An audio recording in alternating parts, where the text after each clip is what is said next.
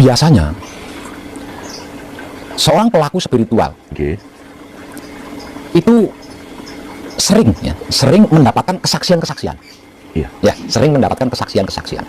Nah, dari sekian banyak kesaksian yang didapatkannya di dalam spiritual, pasti ada beberapa kesaksian-kesaksian yang menakutkan.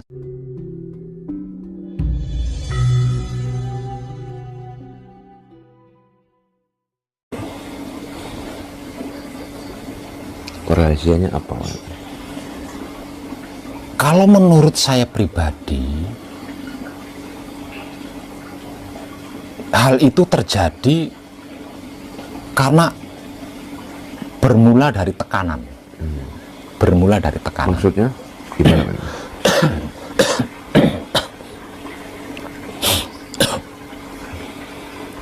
Gini, biasanya seorang pelaku spiritual itu sering mendapatkan kesaksian-kesaksian. Ya, sering mendapatkan kesaksian-kesaksian.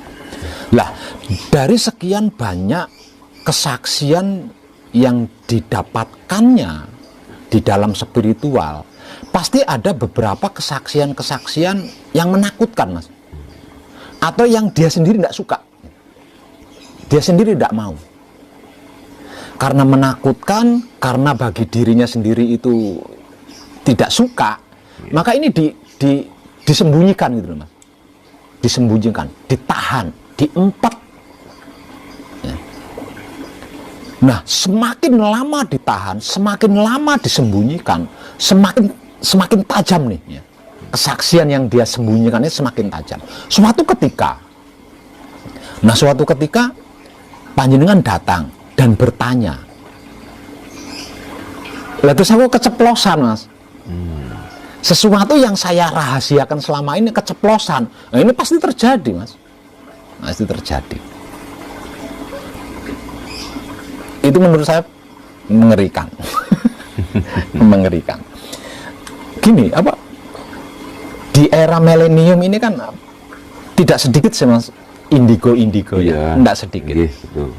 Sesungguhnya mereka itu dalam ketakutan.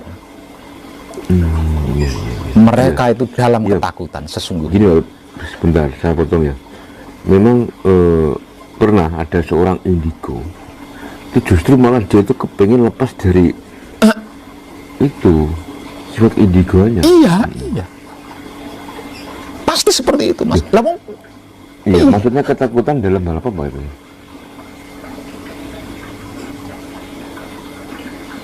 Ya, tentang kejadian yang akan terjadi yang dia tahu itu loh, Mas. Dia takut di situ. Kan ya, saya mengetahui beberapa hari kemudian akan ada bencana. Iya, betul. Iya. Seperti itu kan. Lah, ketika bencana itu terjadi, saya kan tidak bisa berbuat apa-apa, Mas. Lawang itu hukum alam. Iya. Ini yang menyebabkan saya ketakutan. Menyangkut nama orang, Pak Bebi ya. Asli kesiksa, Mas. Mau lapor ke BMKG nggak mungkin percaya. Nggak mungkin percaya. Tapi tahu. Nah, terus biar itu. Masa nih aslinya karo indigo. Iya. Dan mereka tidak bisa menghindari dari pengetahuan itu.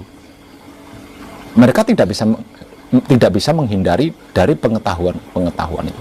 Kenapa mereka mengetahui? Nah, mereka bukan manusia baru kok.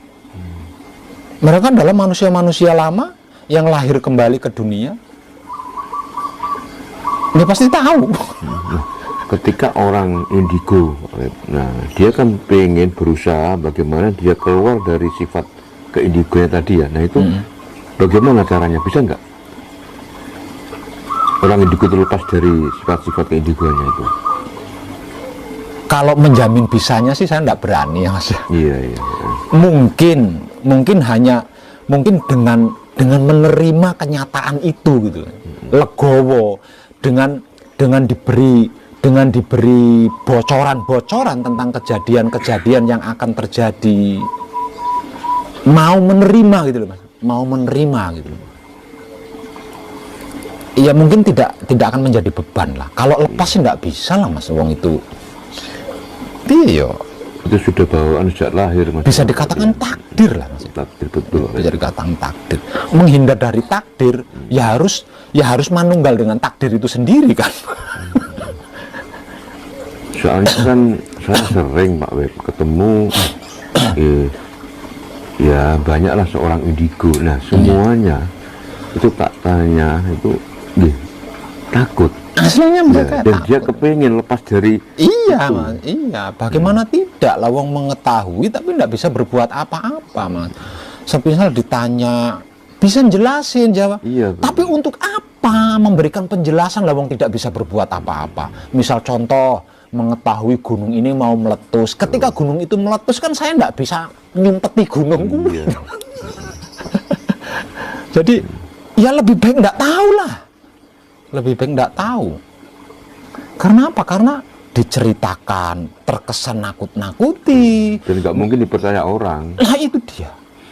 Tidak diceritakan kok menghantui terus.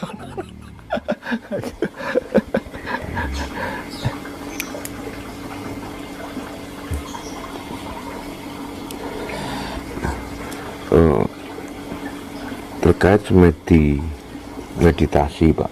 Nah itu kan ada yang mengatakan mendapatkan dawuh dari leluhur. Nah, dengan cara apa ketika seseorang ini melakukan semedi atau meditasi, leluhur itu memberi dawuh, apakah dengan intuisi, penglihatan atau mimpi? Gini Mas, jadi ini yang temanya meditasi apa semedi? Soalnya meditasi sama semedi beda, beda loh, Pak. Beda. Ya. Kalau meditasi itu kan dibutuhkan fokus. Lah untuk bisa fokus perlu media. Nah, kalau semedi itu kan kepasrahan.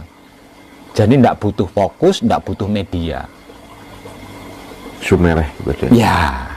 Lah 99% orang-orang yang mengaku mendapat dawuh dari leluhur ini adalah semedi, bukan meditasi, Mas. Sebenarnya itu bukan dawuh. Kalau menurut saya itu bukan dawuh, tapi pengetahuan yang diketahui ketika bersamadi. Gitu. Jadi ketika seseorang bersamadi dan berhasil mencapai tingkatan nung ya di dalam samadinya, kan mengetahui alam semesta, Mas. Mengetahui alam semesta. Lah dari sekian banyak isi alam semesta yang dia ketahui ketika dalam keadaan nung di dalam samadhi, kan pasti ada yang menarik perhatian. Menarik perhatian. Katakanlah saya bersamadi, di dalam bersamadi saya berhasil mencapai dimensi nung. Nah, di dalam nung saya, di dalam nunggalnya saya, kan saya mengetahui alam semesta seisinya dikarenakan saya menyatu dengan alam semesta seisinya. Terus di ujung sana ada segerombolan leluhur sedang membicarakan kejadian. Nah, pasti menarik nih. Iya, iya. Nah, di dalam nung saya terarah kepada segerombolan para leluhur yang sedang membicarakan sesuatu itu tadi. Nah, dengan mengarahkan nung saya kepada segerombolan para leluhur yang sedang membicarakan sesuatu, sehingganya apa yang sedang dibicarakan kan saya tahu. Gitu loh, saya tahu. Nah, itu apa bisa disebut dawuh? Dawuh itu kan hanya apa ya cara ini bahasa basinya saja. Bahasa basinya saja. Aslinya bukan dawuh tapi pengetahuan yang diketahui ketika dalam keadaan nung di dalam samadhi. Itu menurut saya. Tadi Pak Web mengatakan bahwa antara semedi dengan meditasi kan beda. Ya, beda. Nah, ketika ini orang yang sering bermeditasi Pak Web, kan sering mendapatkan apa itu dawuh kan, sedang melihat sinar dan lain sebagainya. Apakah itu hanya halusinasi mereka atau bagaimana? Bukan halusinasi, bukan, tapi tahapan yang sedang dia lalui atau yang sedang dia lewati di dalam metode meditasi. Meditasi itu kan untuk mencapai ketenangan, ya. Sebelum mencapai tenang, ini kan ada beraneka macam, Mas. Ada beraneka macam dimensi sebelum tenang. Lah, ketika dalam perjalanan menuju tenang, alias dalam perjalanan meditasi, nah ini kan mengetahui bla bla bla bla bla itu tadi. Bukan halusinasi, bukan. Tapi tahapan atau dimensi demi dimensi yang dia lalui ketika samadhi, ketika meditasi.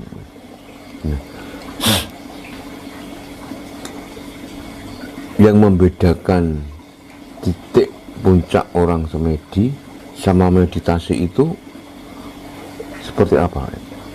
Tadi Bapak mengatakan bahwa semedi dan meditasi itu kan beda. Ya, Nah, ya, ya. apa yang dirasakan ketika seorang ahli meditasi itu mencapai titik puncak keheningan, Ya. dan orang yang ahli semedi ketika mencapai titik keheningan? Ya. Kalau seorang pelaku meditasi berhasil mencapai titiknya, yang dia rasakan adalah tenang. Yang dia rasakan adalah tenang. Dan ketenangan inilah yang menyehatkan dirinya. Bedanya di situ. Nah, kalau samadhi, seseorang yang bersamadhi dan berhasil mencapai titiknya, dia menyatu dengan alam semesta, Mas. Bedanya di situ. Lah, menyatu dengan alam semesta, tidak ada yang lebih membahagiakan dari itu, Mas. Entah bedanya di situ. Tata caranya ada perbedaannya di mana? Tata cara, perbedaan tata caranya, kalau meditasi dikarenakan harus fokus, maka dibutuhkan media. Lah, medianya bebas. Entah menggunakan media yang kita suka atau menggunakan media yang tidak kita suka. Kalau samadhi tidak membutuhkan fokus, jadi tidak perlu media, Mas. Cukup semeleh, selesai. Dimanapun tempatnya nggak Jadi, masalah. Ya, jadi. tidak harus di ruangan khusus. Enggak. Nah, kalau meditasi harus tempatnya harus mendukung, harus sesuai dengan kondisi diri, tidak bisa terganggu. Kalau terganggu, enggak bisa fokus. Itu kalau meditasi. Nah, kalau semedi, dimanapun bisa. Karena dia menggunakan kesadaran atau semeleh.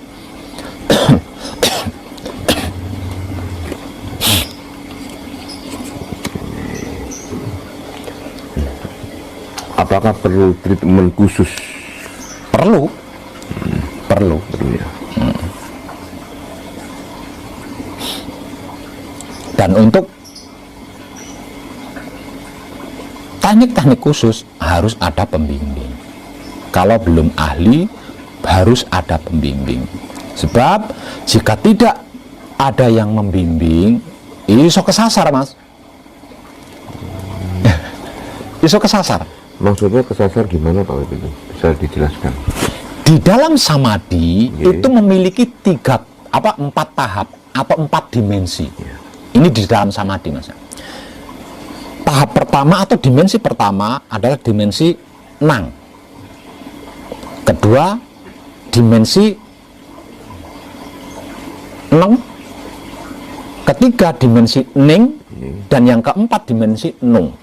Dalam keilmuan Jawa disebut juga sebagai nang, neng, ning, nung. Ini tahapan atau dimensi di dalam samadhi. Lah, di dalam pencapaiannya ini kan harus ada penjelasan, Mas. Iya. Harus ada penjelasan yang konkret.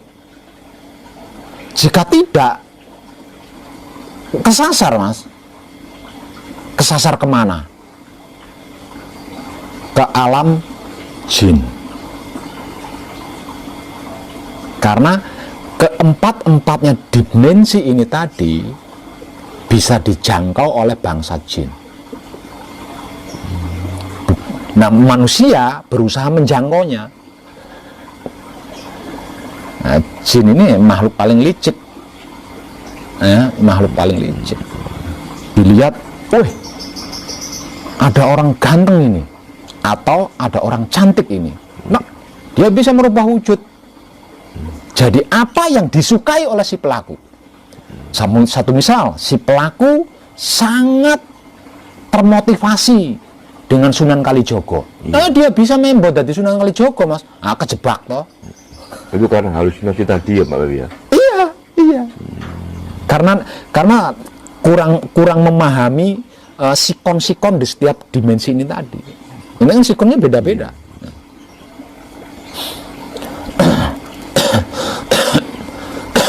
Yang membedakan sosok jin sama sosok setan itu bagaimana, Mas? Yang membedakan sosok jin dengan sosok setan. Yeah. Kalau sosok setan itu tidak bisa menyentuh kita, tidak bisa mendekati kita, tapi bisa memperlihatkan dirinya kepada kita dari jarak yang jauh. Nah, kalau jin bisa mendekat kita, bisa menyentuh kita, bahkan bisa masuk ke dalam diri kita jika kita dalam keadaan kosong. Dua-duanya wujud sosok. Iya, dua-duanya sosok.